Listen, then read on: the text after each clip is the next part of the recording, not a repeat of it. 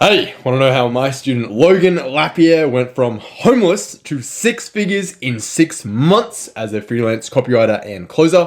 Make sure you watch this video through to the very end because Logan walks us through his entire journey from being homeless in the middle of a Canadian winter, freezing his ass off, all the way through to making 10 grand a month as a freelance copywriter to now, today, fast forward 2021, pulling in over $30,000 every single month in his agency and growing month after month. Homeless to six figures in 6 months.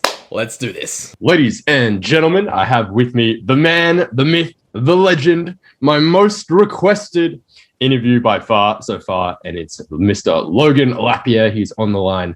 Logan, how you doing, man? It's good to see you again. It's good to see you again, my brother. You have one of the most juicy stories that we've heard so far out of all the success stories in CMB. We do have some pretty crazy ones. We've had Luca, 16-year-old high school kid who went from 0 to 6 figures, 10K a month in like 25 days. Obviously, Ray did it in 1 month. Jack and Sam, we've heard their backstories about, being like on the freaking poverty line, Sam living with like a coke dealer and all this stuff, and they're managing to make it work. Callum sending out 36,000 cold DMs, no clients, and then, eventually hitting 6 figs. And then there's Logan. You have quite an impressive story, my friend. So for those of you guys who don't know who are watching this, the Daily Mail actually ran an article on Logan. So everything we're about to talk about is super real, backed up, and legit. They grilled the man. For like 3 hours straight on the phone to make sure that this is actually a real story.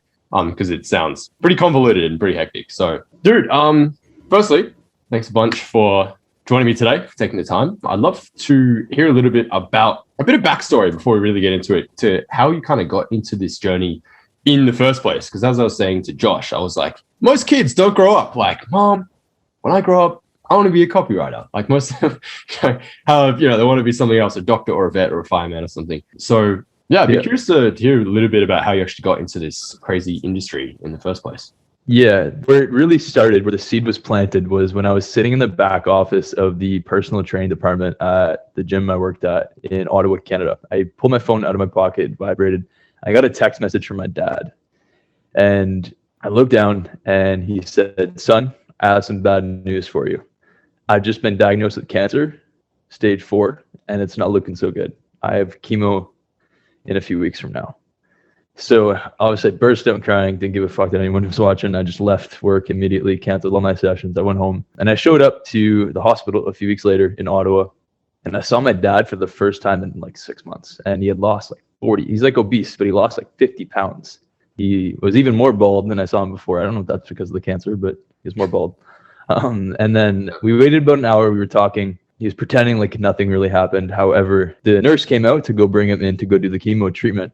And I gave him a hug, and it hit me when I turned around and walked away to go back to work. I like bursted out crying. It frustrated me so much because he never took care of himself. He didn't do anything to take care of himself at all. So I wasn't surprised, but I was pissed. Cancer obviously can happen to anyone, but if you take care of your health, like you can reduce the odds of that kind of stuff happening. And I wasn't surprised at all that it happened. So it triggered something in me to want to help more people not deal with the pain that my dad was dealing with, and just me seeing someone I love so much suffer so much. So it kind of led me down a mission to try to figure out how the fuck I could help more people. But I know in my heart of hearts, I knew I couldn't do it from that gym. And about 6 weeks later, I saw an ad from a man in a red suit, and I ended up taking HTC to learn some skills, and ultimately it led me down into marketing. I knew I was going to be working as a fitness agency owner at some point, helping other fitness, like some of the biggest fitness coaches in the world, to sell more fitness coaching, so more people would work with fitness and health professionals that take care of their health, so like they'd focus on prevention and not just cures and bullshit like chemo and all that stuff, which ultimately led me to working with a bunch of different mentors and working with you, which really it took everything I knew and kind of put it into a box, and it allowed me to take everything I learned over like 2 years and actually bring it to the market and actually market myself, which now leads to me working with some of the biggest fitness coaches in the industry, like AJ Ellison, who has like 1.1 million followers. Max Fulisera has like 4 million followers and fucking smashing out like $54,000 in the first month of working with AJ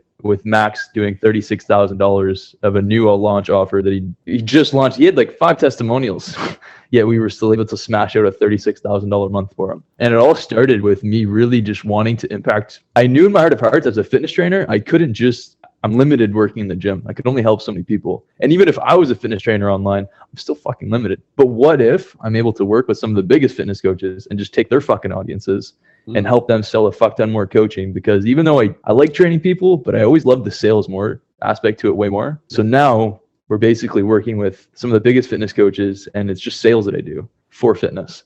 So it's like a mesh of the two. Every single day, there's at least like 5 to 10 people who are working with more coaches because of One More Up Agency. So it's like a compound effect over and over and over. And it all started when I got that text message from my dad. Yeah. Wow, man. That's crazy how it's always like one little defining moment or one sort of turning point in your life can go from something that's obviously a huge downer, a huge negative, and then it's hard to see it at the time. You don't see it that way at the time, but, you know, fast forward months or years, it could set you down a trajectory that is, well, obviously life-changingly positive for you and, you know, making an impact on like thousands, probably tens of thousands, hundreds of thousands, maybe millions of people, which is really, really inspiring, dude, and really, really cool. However, this journey was not quite a smooth ride, like as the story sounded just then. Most notably, there are a few pitfalls that occurred, so I'm aware. So, firstly, what's the story with your dad today? Is he's good now. He's got another form of cancer, but he's recuperating. He just had surgery like 6 weeks ago. Well, that's good to hear. At least he's still kicking. He's still there, which is good. Good. I want to make sure. So, dude, between that happening and you made the decision that you would be were you already a personal trainer? And that's when you decided, I want to take this thing online? Exactly. Or at that point, were you just like, I need to make money to pay for my dad's operations? And so that's when you were looking for all kinds of like make money online things. And then, you know, you're getting retargeted by the man in the red suit. Is that how that sort of started? No, I'm in Canada. We have free healthcare. Yeah. Okay. Sweet. Okay. Yeah. Like Australia, the way it should be. US is yet to figure that out, unfortunately. Okay, so that wasn't the issue. So I guess the driving force was just to stop other people getting that same situation and wanting to make a difference in people's lives with their health and their fitness. It was a combination of that, and I fucking hated my boss. Like I remember getting in heated arguments with him time after time after time, yet he wouldn't fire me because I was the one bringing in the most sales every month. So he would just deal with the bullshit. But I fucking hated him like so much. Like I wanted to beat the shit out of him every day. I just saw him. That's my no filtered answer. Or how most freelancers would describe their the job they want to get out of. What did the journey kind of look like from that point, having been like, fuck this, I'm gonna make my own thing, I have to make this work, I hate my job, I want to make a bigger impact, I feel, you know, frankly stuck. What were the kind of like the next steps for you? You mentioned like Danlock and HTC and all that kind of thing. And is that your immediate next step? You're like, all right, I've been following Dan for a while, seems pretty legit, I'm gonna jump in and join HTC. Yeah, that was the very next step. I ended up landing literally on the day I quit my job. Like I was done. I ended up starting this new opportunity where I was closing on the phone for a guy named Dr. Jason Klopp. And he had like a program to help people overcome like their gut health issues. So like the way you teach like chat closing, phone closing, all this stuff, phone closing was the one that I really went with. And it started there. I had the confidence to do it because I'm like, I already sold in person, so maybe I could do this stuff online. That's what ended up going to. And then I fucking moved across. Fuck, man. I'm glad I did it now, but fuck, it was scary at the time. I moved across the country, polar opposite side of the country, with like $1 I'm not exaggerating when I say $1 in my pocket. And James actually paid for my flight to go fucking live in Edmonton. I had 3 bags. I got rid of all my stuff. I skipped Christmas with my family. I fucking gave my cat away to my sister. I gave everything away, and I moved across just to fucking see what the fuck would happen. I slept on a friend's couch for like 2.5 months, another friend's couch for like 2 weeks, and then I finally had a little bit of money to get my own place.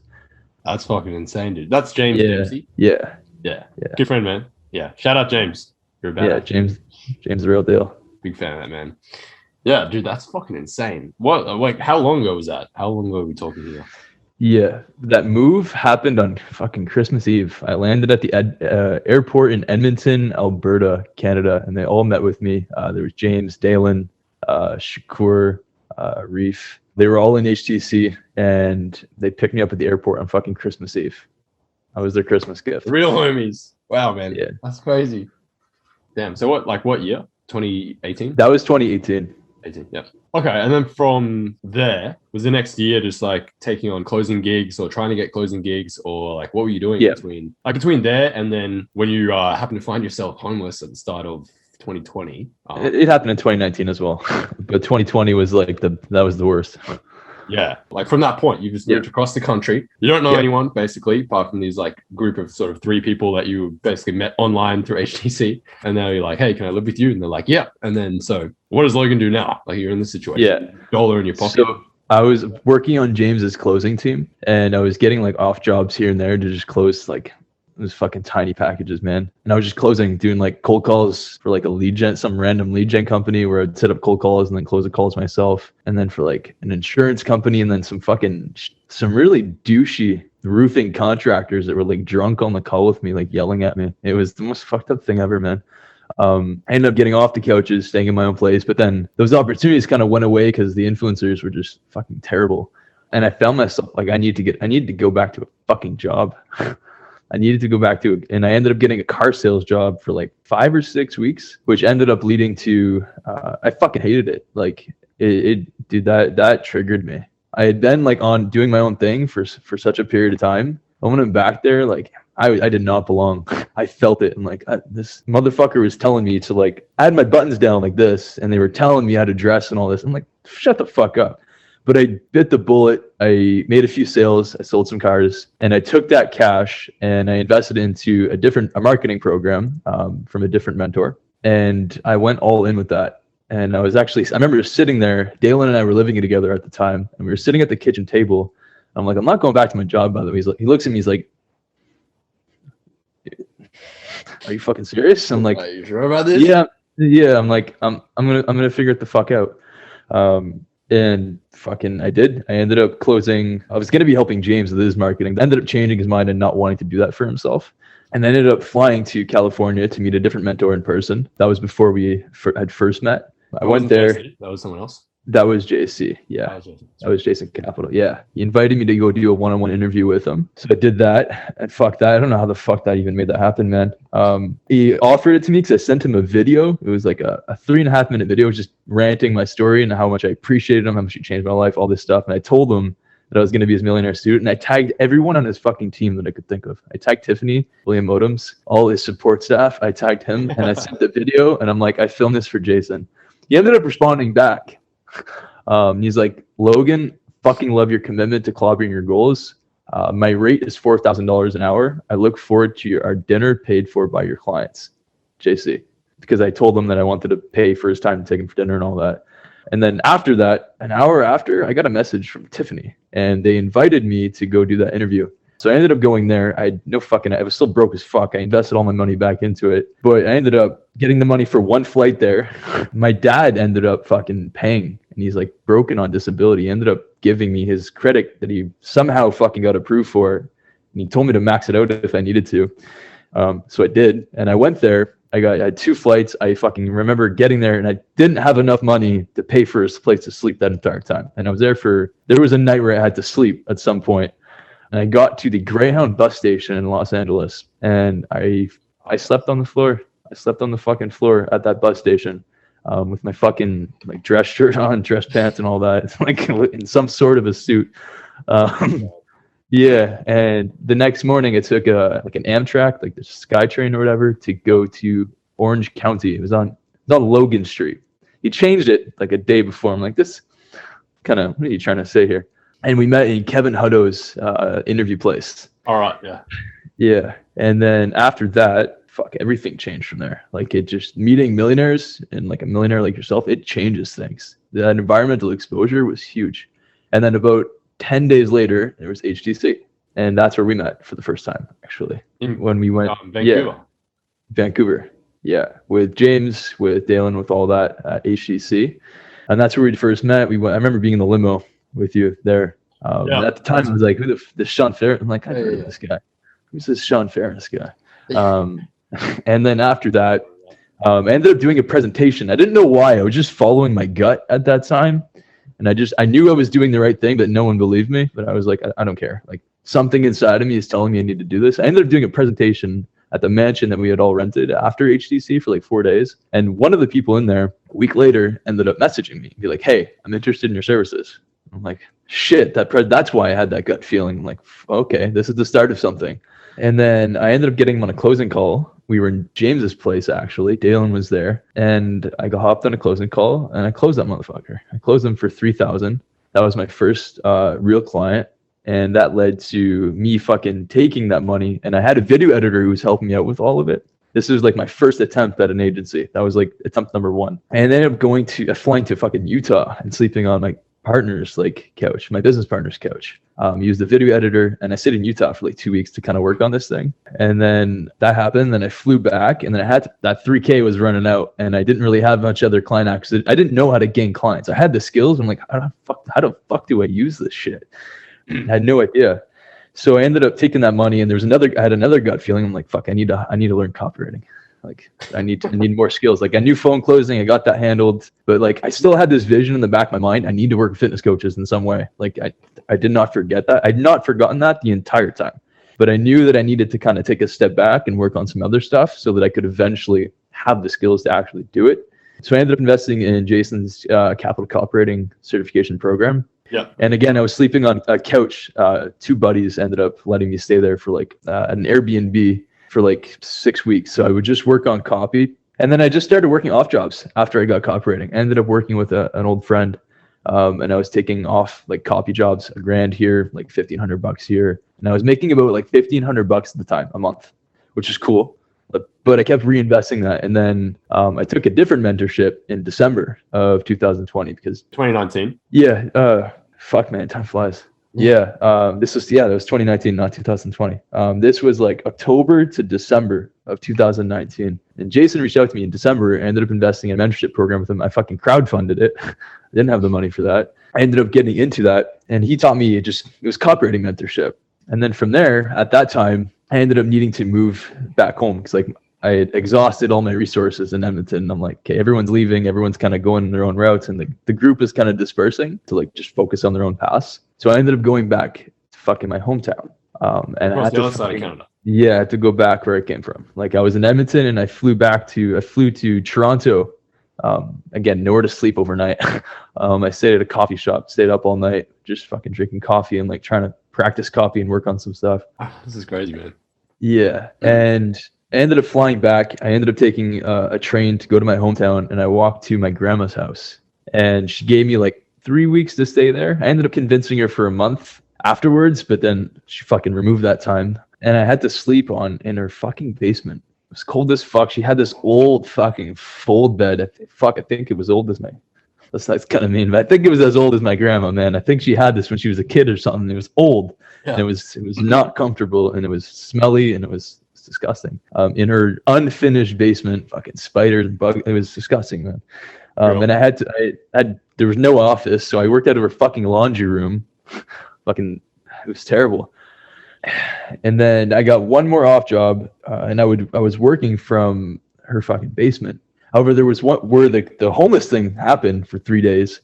I went upstairs. She was kind of confrontational and not supportive with me the whole time. She thought I was fucking nuts for what I was doing, that I didn't get a job, and I was just so focused on these skills. And she ended up fucking kicking me out for 3 days. Like she just completely kicked me out. We haven't talked since still. My dad was actually my dad was living in my grandma's basement. My sister was also living there because she was broke as fuck. So she kicked me out. And it was the middle of winter. This was like a few days before your event, actually. This was like a week before your event. And no one fucking knew like what was happening. And my mom, I messaged her. I'm like, hey, this is the situation. Like, can you help me out? And she fucking ignored me for 3 days. She ignored me. At the time, I was pissed, but I'm so grateful she did now. Because the amount of lessons that I got when I was actually on the streets, I can't even describe. But it was like minus 20, freezing cold, snow everywhere. I had my dad's gym membership card though. And that gym was a 24-hour gym. Yeah. So I ended up working at like a coffee shop throughout the day. At like fucking midnight, I ended up going to that gym. I got to work. Coffee, you sit there at the cafe, as long as they'll let you stay at the table, basically. Yeah. Just buying like the minimum amount of like foods that you can stay.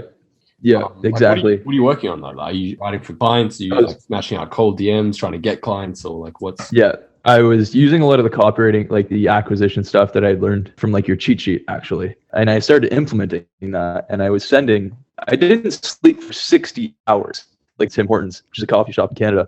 And I was just sending outbound after outbound after outbound after outbound. And for whatever reason, normally they max you at 50. I don't know if some fucking whatever the fuck is above in the universe, whatever the fuck we want to label it as. I was able to send like 75 to 80 messages a day.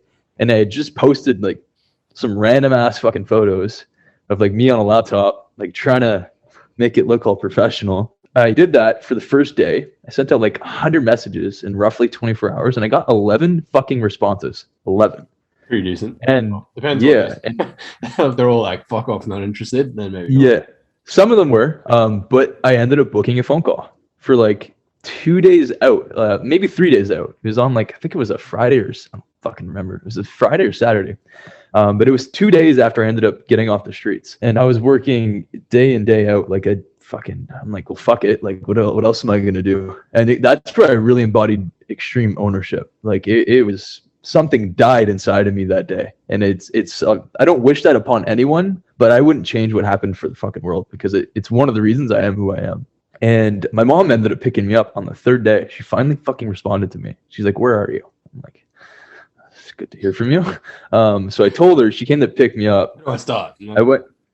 I went back to her place, fucking took a shower, and I slept for like 13 hours straight. And I woke up in the morning, I messaged a buddy in Ottawa, which is like an hour away from my hometown. And he offered to take me in for like a week to like get things sorted. So I went up that same day after my sleep. And the next day was that fucking sales call that I booked. And I closed it for like just under like $1,000. And I was like, holy fucking hell, I could do this. Like all the skills, I could fucking do this. Like I was just on the streets. And then I had a decision to make, because your fucking Jason's event and your fucking market and your copywriting acquisition event was fucking coming up. I'm like, shit. Yeah. I was just homeless. I have enough money to go there and go to these. I really want to do this to myself again. Yeah. In my brain, I was thinking like, if I go, it could happen again, and I don't have enough money to get back, but I just landed this client and I could do that again. So I'm like, all right, fuck it. This just happened. How much worse can it fucking, at least if it happened over there, it's hot and I could go fucking like on the beach or some shit and I could go in the ocean, like fuck it. So I bought a one-way ticket. I bought a ticket to Jason's event, your event.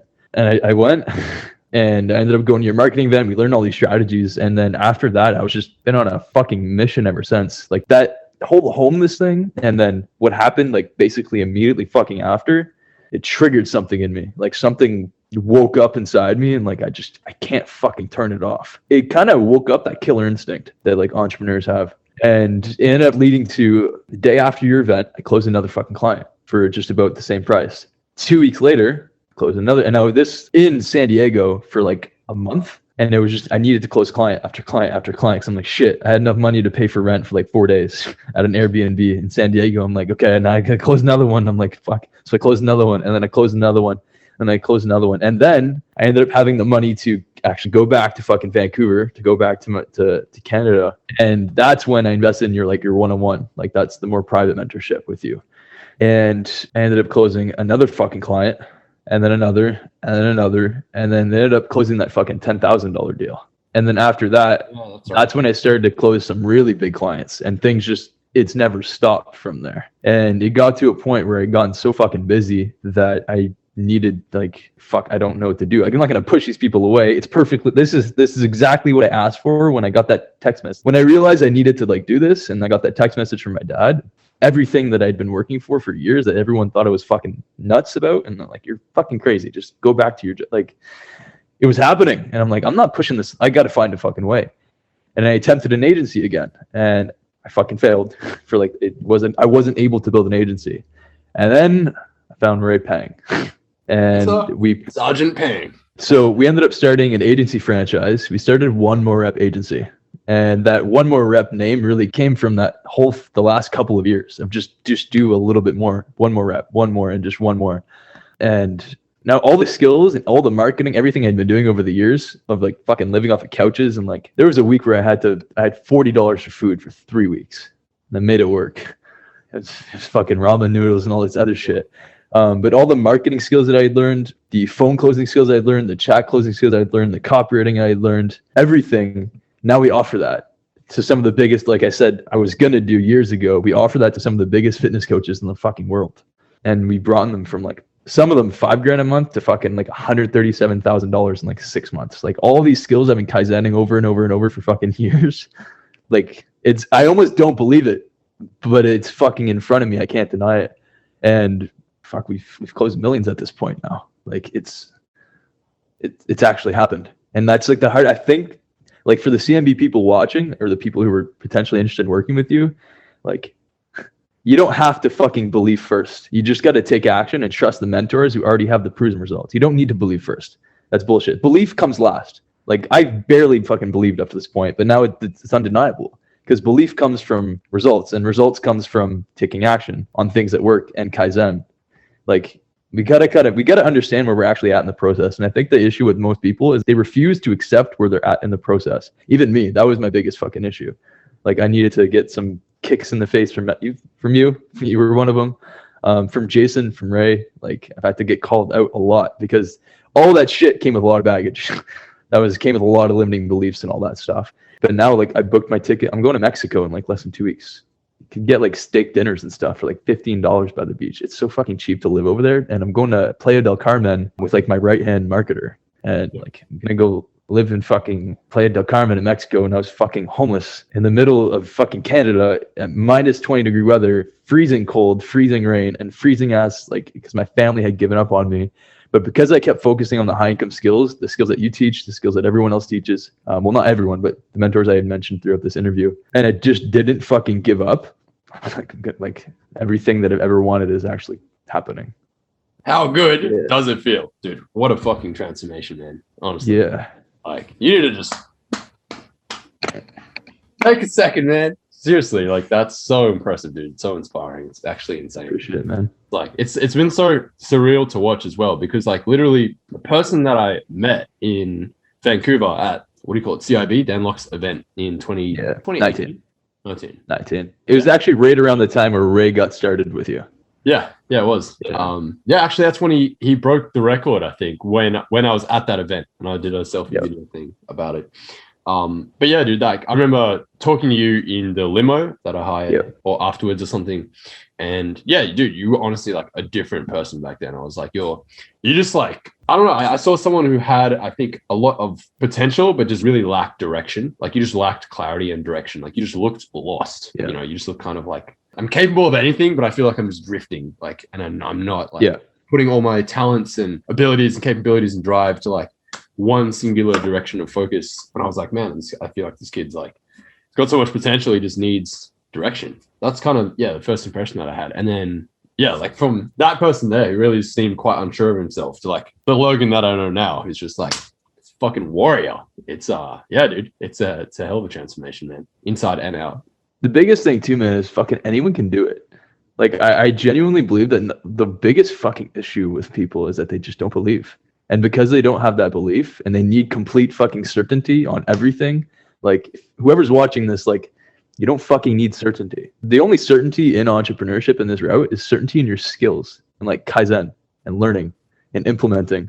That's all you need. Because if you have that and you're able to fucking market yourself, and I'm able to do it when it's on the fucking streets, there's no reason like if you're watching this, you can't fucking do it. Like that quote, if you think you can and you think you can't, you're right. That could not be further from the fucking truth. Like anyone can do this. Absolutely anyone.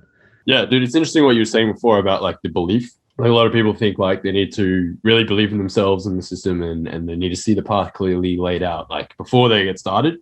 And it's like, that's not how it works at all. Like you look at the people that have been most successful in CMB, not even CMB, just other programs in life, entrepreneurship, business in general, are the people that just fucking jump out of the plane, just trust the parachute's going to open on the way down. They work their asses off and they just figure it out as they go. And then once you get that first client, everything actually becomes real. Like you see the money hit your bank account and you're like, wow, like this isn't some pie in the sky concept anymore. This is like actually a real thing. And then like kind of reinforces to you that this shit works. And then you do more of it and you get more results and you do more and more. And then that's how like your beliefs follow your actions. But you got to like get out there and start implementing and taking actions first. And then you'll see the result. And then your mind goes, oh shit, this is a real thing. Like this does work, Yeah. you know?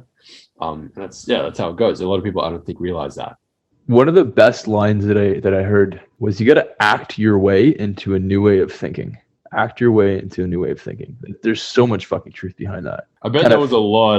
That was probably, I'm assuming, a big part of kind of what was going through your head when, I mean, think about it. Like, you're this guy, you know, essentially like doesn't have a home to live in. Like, you're literally homeless, and you're, you know, having to close a deal on the phone for $3,000. And like, this is literally make or break for you at this point. You're just like, you could not be more desperate to close the sale. You know what I mean? It's like, you literally need this to live, or you're going to be on the streets for who knows how much longer. Like, bad things will happen if you don't close it. And it's like, there's never been so much of like a fire under your ass to close the deal. But at the same time, you can't bring all of those feelings and emotions of like desperation and neediness onto the call. Otherwise, you'll reek of desperation. You won't close them because they'll be like, this guy wants it too much.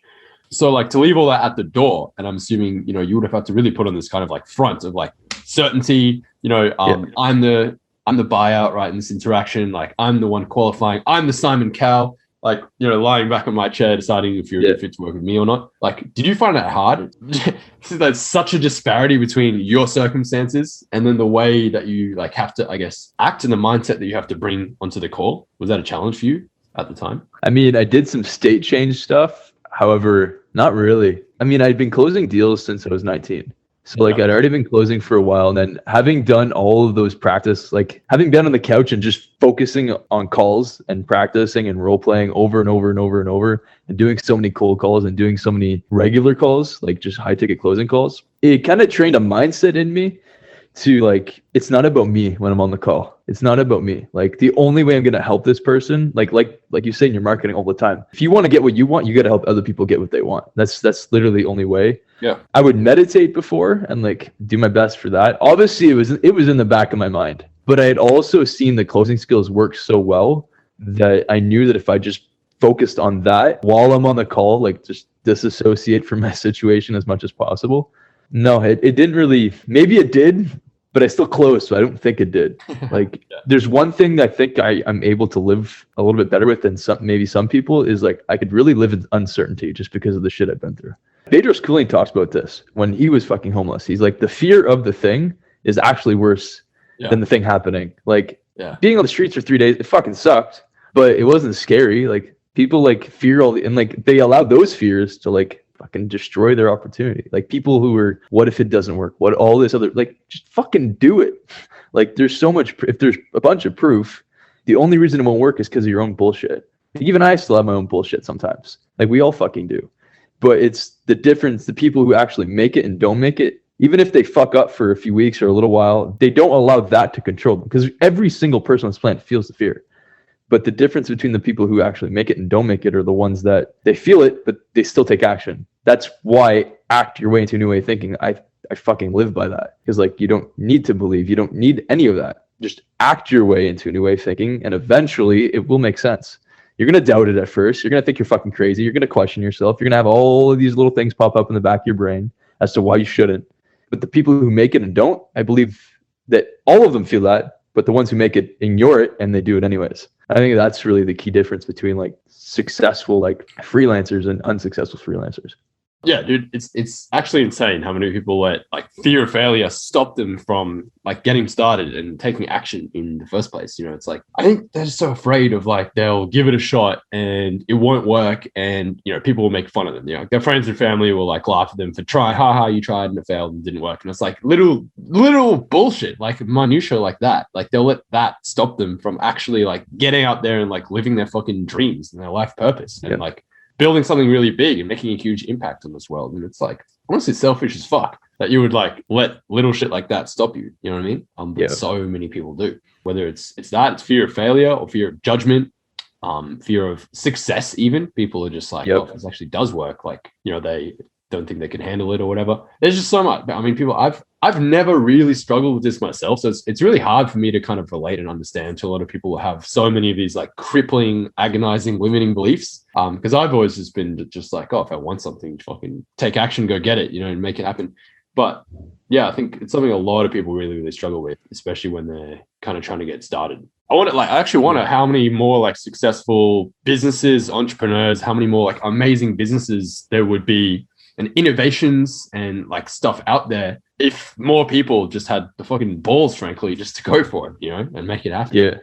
All of those motivational quotes we see, there's so much fucking truth behind it. And I think that I get it now. Like the big thing is that you might not get it at first. You might not understand, but that's literally why like activating to new way of thinking, that's like one of my core beliefs, because all of those things, they're true. Like they actually are. There's a lot of truth behind them, but yeah, you just gotta fucking do it straight up. Like Nike said it best, man. Like just fucking do it. Stop being a pussy. Bro, Shia LaBeouf is my spirit animal, man. It's my spirit. Yeah. Do it. Just do it. Dude, it's so good. Yeah. Dude, it's funny when you were saying before about like your journey of you like make a little bit of money from a client and immediately it's just like, all right, reinvest it back into myself. And then, oh, fuck, now I'm out of money. Okay, close a new client so I can cover rent and food. And then once you do, but like back above the poverty line again, it's like, okay, back in, you know, investing into myself again. And then, oh shit, I need rent. And then it's like you're juggling like these two, it's like you're juggling fucking 10 balls at the same time. Yeah. Imagining like this car driving down the road with like no tires. And it's just like the wheels, like the metal just literally scraping, like scraping along the tire. Like, keep going. Yeah. Like this is Logan's like, he's like just on the wire. It's like some tightrope walker or something, just hanging on. It's crazy. It's kind of like the scene in the Fast and the Furious where Dom is kind of driving the car fucking backwards. Fucking the car's about to explode. There's fucking fire coming out of the engine, yet he's still fucking driving. He doesn't give a fuck. Yeah. Exactly. Yeah, dude. So like rewind a little bit. So when, for those of you guys watching who don't know, essentially there were two events back to back. So Jason Capital has his yearly, well, I think it was the second last one, High Status Summit. And then right afterwards, I actually hosted my own event, the first and only event I've ever done so far, live event in person with Sam Robson and Tyler Ryan. So it was essentially like a copywriting and then client acquisition event in Newport. I thought it was pretty cool. It was good fun, pretty intimate audience, like 15 people. That's right after all the homelessness stuff happened, wasn't it? And they just got enough money to come to Jason's thing and my thing. Yeah. I remember actually asking me for a loan as well for Jason's program. Yeah. I didn't even have enough money to cover anywhere to sleep that whole time. Like someone offered me a place to stay at that whole JC event. Like everything kind of just fell into place. And it helped that Jason brought me on stage and like treated me like he knew me and all that. I mean, he did, but he really emphasized it because I was on a call with him beforehand, a week before, just a copywriting coaching call like I told you about. And he's like, are you coming to the event? And I'm like, no. And that's why on the stage, he was like, I thought you weren't coming. And I'm like, surprise. And fucking everything fell into place. That's why I believe so strongly. Like if you're following your path, you don't fail. You either win or you learn. I don't believe I failed at any point throughout this journey at all. I haven't. I fucked up a fucking ton, but I never failed because the only way you could actually fail is if you stop. Yeah. That's literally the only way. Yeah, what was your specific? I kind of just went on another fucking rant. Well, dude, you are the primary example of like bet on yourself and take action, and you can't lose. Like as long as you keep doing them, keep doing that. You can't like. There's no way to lose with that. Bet on yourself, obviously with the right strategies, the right mentors, and so on, and then implement. Like just take action. Like go get it. You know, literally no way to fail with that. Yeah, what I was gonna ask before was going from there. So at that point, right before the event, you were homeless, right? For 3 days, which is Daily Mail. That's what they wrote the article about, I think. And then fast forward 6 months. So when, like, just remind me, when did you join us in CMB? Like what month was it? It was early March. Early March. Okay. Jan 2020, you're homeless. March 2020, you join us in CMB. And then by June 2020, you're making over 10 grand a month. Is that right? That's correct. That's insane. So what, like, if you had to narrow it down to a few things, like what do you think it really was that made the transformation? Because I mean, you were hustling this whole time. Like there's no fucking questioning your work ethic or your ability to invest in yourself, you know, this entire time.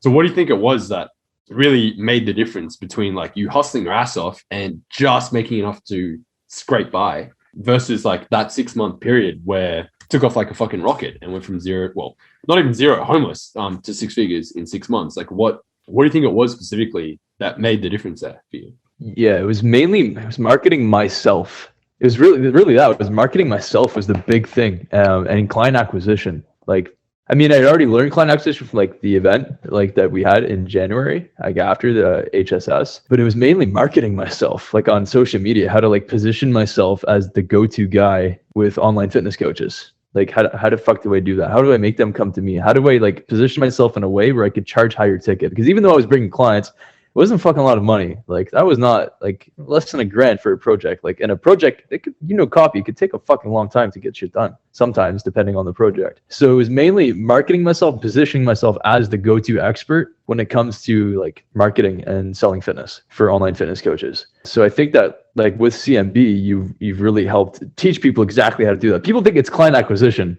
and like, yeah, it is. But at the same time, there's so much. It's not just the DMs. That's like 5%. There's like 95% of other things that need to go in there that are super fucking important to actually get clients. And it's like the subtle little things that most people don't think about. It's like just a random photo. Like clients are judging the fuck out of you. If AJ is seeing this, he's like, I visited him a month ago. He's a very close friend of mine. He's not just a client anymore. But he told me, he admitted to me like 6 months after we started working together. He's like, by the way, random note. He's like, I spent an hour researching you before I even said hello. And I'm like, Jesus fucking Christ. I'm like, this positioning, like this marketing yourself stuff is really fucking important because like the dude doesn't even know me. He doesn't even know if I could help him yet. He had the audacity. He saw that I reached out and like, hey, do you have a group coaching program? Like I just use I use the cheese method that you teach. Yeah.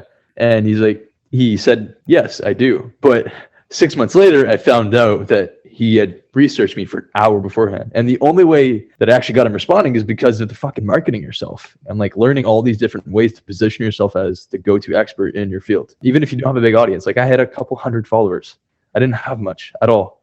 And yet he still responded to me. The dude has like 781,000 followers right now. It's fucking massive in the industry. Like he's fucking huge in the industry. He's helped his clients lose 54,000 fucking pounds in the last. That's the equivalent to two fucking fighter jet. AJ Ellison. Oh, AJ Ellison, different AJ. Yeah, very good friend of mine, client of mine, and dude helped people lose like 2 fighter jets worth of fat. Like that's a lot of fucking fat. I would have been able to work with people and get people to really believe in me enough to like want to work with me if I didn't learn how to market myself in a way and position myself in a way where people would trust me enough before even getting on the call with me to consider working with me when I'm a complete fucking stranger. This never would have happened. Like I wouldn't be where I'm at because like you could fucking work your ass off for like $2 to $3 grand a month as a copywriter. And there's people who are doing it and they're happy. But if you really want to take it to the next level and like the vision I had, that's not fucking possible. Like it's not. So to recap, like the missing link was really the ability to market myself and position myself in a way where people are willing to pay me high ticket, like high paying clients.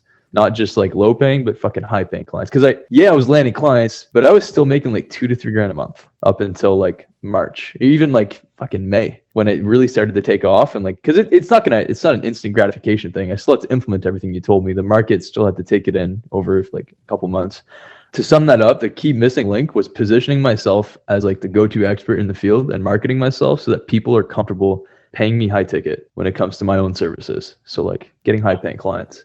Yeah, exactly. It's like, as they say, game recognizes game, right? And it's like if you're branding yourself as the Toyota or the Mazda of the industry, kind of like the quintessential Fiverr or Upwork copywriter, where you're essentially just a commodity and there are thousands of other people that are offering what you're offering at the similar price points or, even less. And it's like, you offer a bit less and they offer a bit less. And it's like this race to the bottom versus you branding yourself as the go-to expert in a particular niche, in a particular industry. And then like people wonder like why they can't attract high paying clients. And it's like, well, dude, I look at their Instagram and it's just like, this is why. Like, you better believe when you cold DM a client or prospect on Instagram or wherever, on Facebook, on LinkedIn, like they're going to check out your profile. They're not just going to like reply. Yeah. Like they're going to be like, okay, does this person look legit or not? Do they look like they can help me or not? Do they look like an expert or just some random motherfucker trying to make money? Like, they're going to want to work with the expert. So you have to brand yourself that way. It's like, it's really, really important. It's something I think a lot of people don't realize. But yeah, you can bet your bottom dollar your prospects are going to check you out and they're going to, as you said, judge the fuck out of you before they decide whether to reply or not. And something as simple as just optimizing your profile the right way, having a strong profile picture, a bio that clearly says what you do, any social proof and stuff you have there, your feed, your stories, your content, stuff you're putting out. It's like, it all ties together to form the first impression, which really determines like, are they going to respond or not? That's what it comes down to.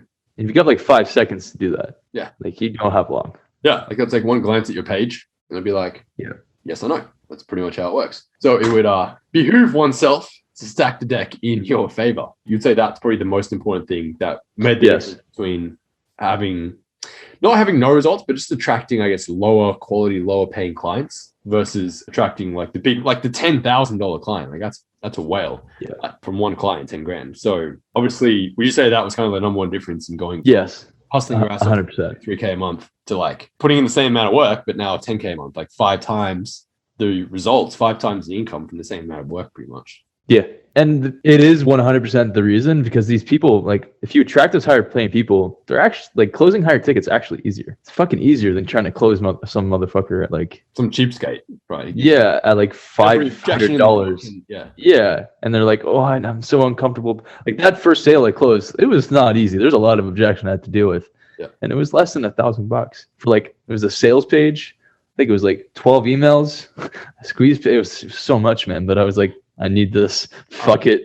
It was terrible. It was so much work.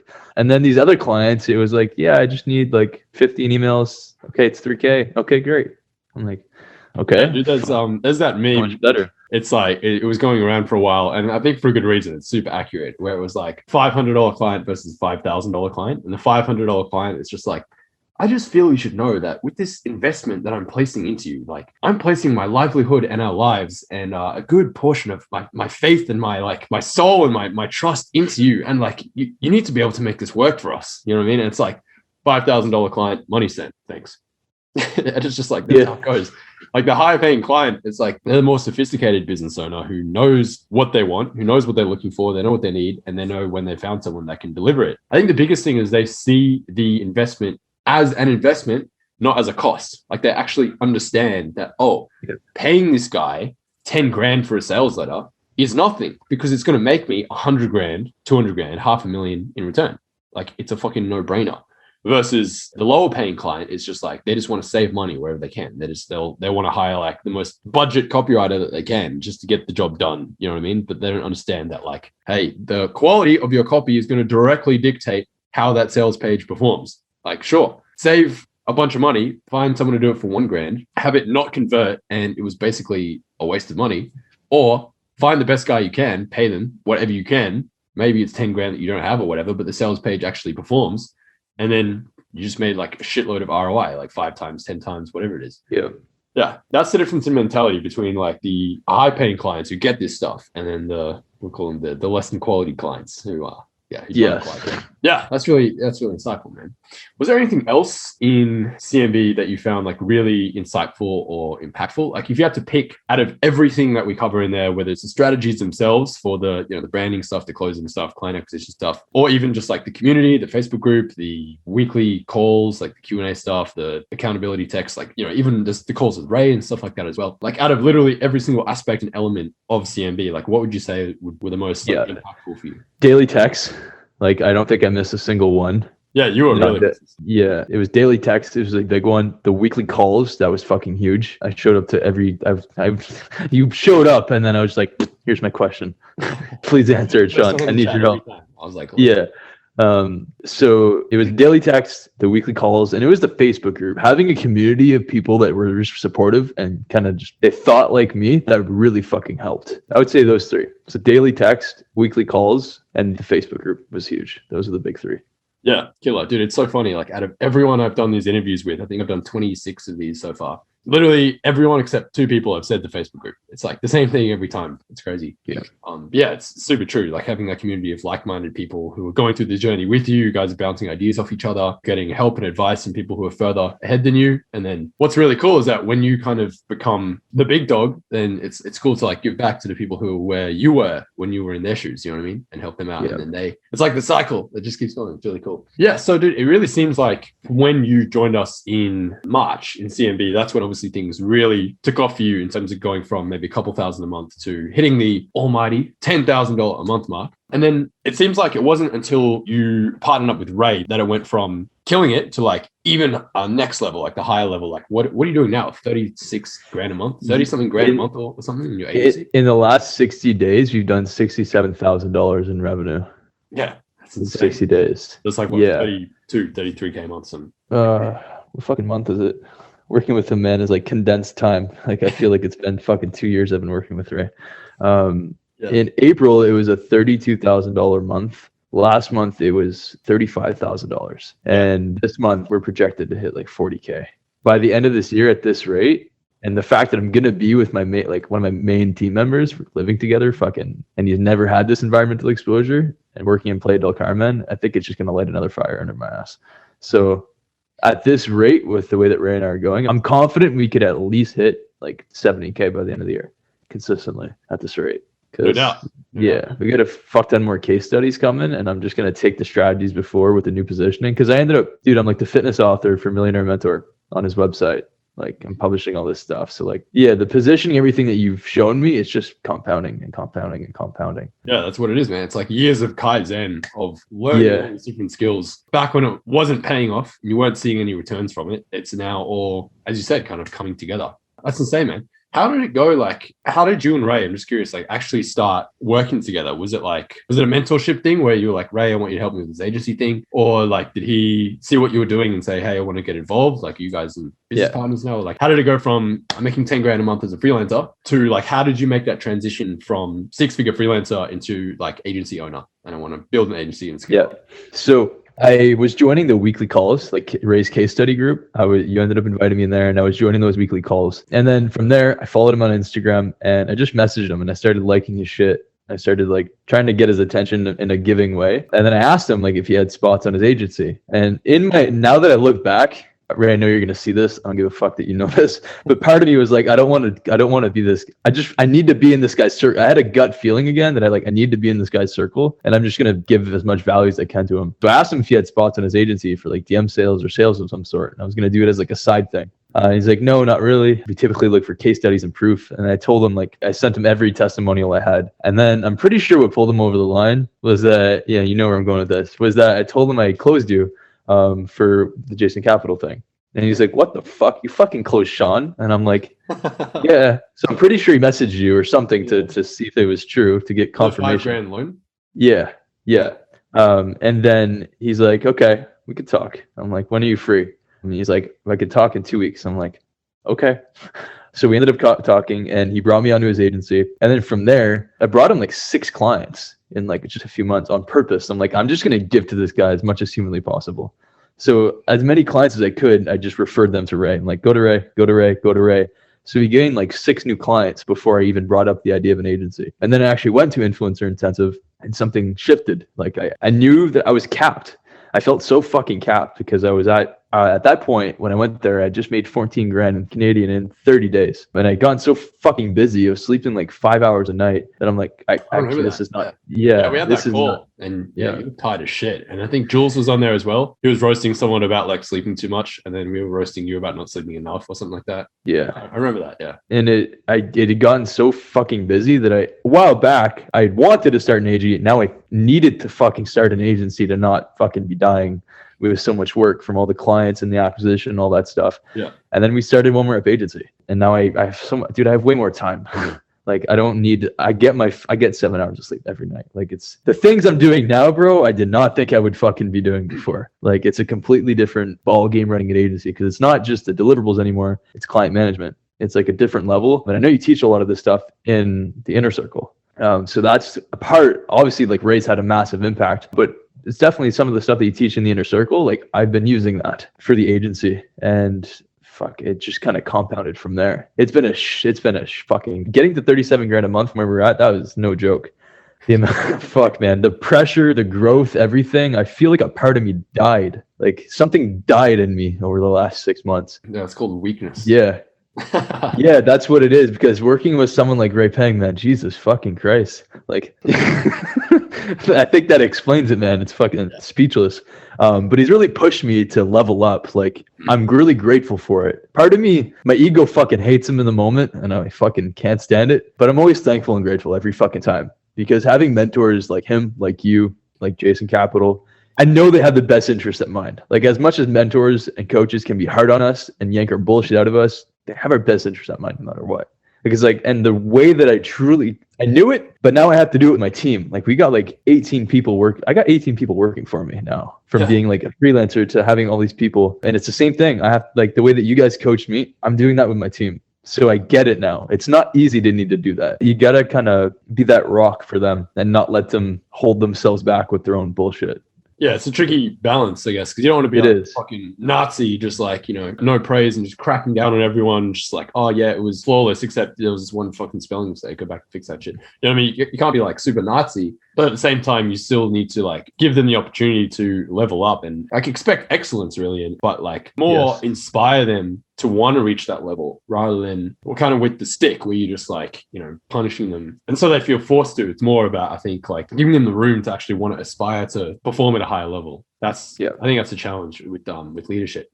It is. Being an agency owner, it's just client management, leadership, like reviewing, like it's different stuff, but it's so goddamn fulfilling, man. Because now that like that feeling I had inside of me where I needed to work with these coaches, there's so many fucking people who are working with online fitness coaches because I never gave up. And like so many people are being impacted, and that like I'm just excited to see where the fuck I'm going to be in 20 years. Because if we're here and I'm only fucking 26, what the fuck, man? Like I'm just getting started. Like I'm speechless. I'm not cutting out this time. I'm just speechless because I have no fucking idea. Like in 10 years, man, like I expect to be a millionaire within the next 12 months at this rate. Well, certainly millionaire in like revenue. Like I'm still, it's like 7 figures. Speechless, man. Yes. Yeah, no doubt. It's getting lonely, man. It's just me, Ray, and James in the 7-figure club. And there's a few dudes who are getting close. On that note, what is next for Logan Lapierre? The next year, 3 years, 5 years, 10 years? Like, where do you want to take this? How big are we going with this? 8 figures. I want an 8-figure agency. I want One More Rep agency to be the number one fitness marketing and sales agency in the world. Like I will be amongst the fucking titans of marketing in the fitness industry within the next 10 years. I don't know when it's going to happen, but I'm only building One More Rep agency. I've never forgotten what Dan Locke said about the wealth triangle. I've still not forgotten that. High income skills, scalable business, One More Rep agency, high return investment. So this is all I'm doing. Like I am not going to build another company for at least 10 years. So I don't fucking know, man. I'm just going to take it to the fucking stratosphere as much as I can. The moon, baby. To the fucking moon. I love it. We're going to see you up there with AMC and Dogecoin. Yeah, dude, that's really, really inspiring. How good, I think the biggest thing I want to know is like, how do you feel different waking up every morning now compared to like a year ago?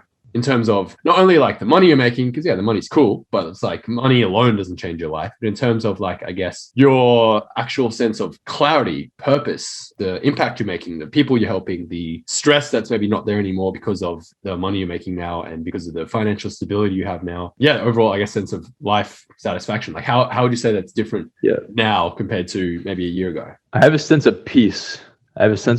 Man, because like, I went through that, but it was fucking mentally, man. I would do it all over again.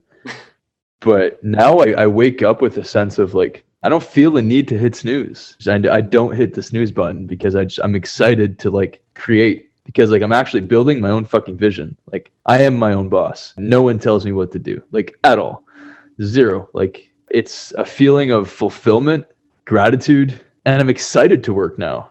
That's the difference, because I'm actually building towards the vision that like in my heart of hearts, from following my heart of hearts for fucking years, I get why I've had to go through all that fucking pain, because this is so peaceful and relieving and like just excited, man. Like I wake up excited. I don't wake up fucking hating my alarm clock. I'm like, shit, like let's fucking go. Like I'm able to basically get straight to work right away because I want to. Like I used to fucking hate 6 a.m. meetings, but I'm like, let's fucking go. Like I remember that. It's just it's more like internal motivation. Yep. It's not even motivation. It's just now it's like, this is just what I do. It's just who I am. Like, that's it. It's just, this is what I do. Like, it wouldn't feel right if I wasn't doing this. Bedros Koulian would certainly be proud of the not hitting snooze thing. But yeah, dude, that's super insane and such an inspiring transformation for so many people. For myself as well, dude. Like, I am honestly speechless how inspired I am from your journey, what you've accomplished, how you just kept putting in the work, kept showing up, kept betting on yourself, kept taking action relentlessly in the face of like fucking the most harsh conditions you could possibly be facing. And needless to say, it paid off, and here you are today, man. So once again, dude, really, really insanely proud of you. You should be extremely proud of yourself and what you've accomplished so far. And I know we are just getting started, my friend. I am so excited to see what's to come for you, the One Rep Agency, over the next year, 5 years, 10 years. It's going to be an absolute joy to watch, man. Really looking forward to it. Appreciate it, man. You got Pleasure. it. I think it's probably a good time to wrap this up. We've been going for a fair while. Is there anything else you wanted to say? Stop letting fear and you being a pussy fucking hold you back, and just fucking do it if you're watching this. Straight up. Solid parting words. Logan Lapierre, Yes. dude, it's been an honor. It's been an absolute joy to do this with you, man. Finally got the chance to actually jump on and talk about it. If someone wants to reach out to you, if someone wants to find you, look you up online, follow you, where can they do that? Instagram, Lapierre Logan _. Fingers crossed this account doesn't get taken down again. This is like Fucking shut down again.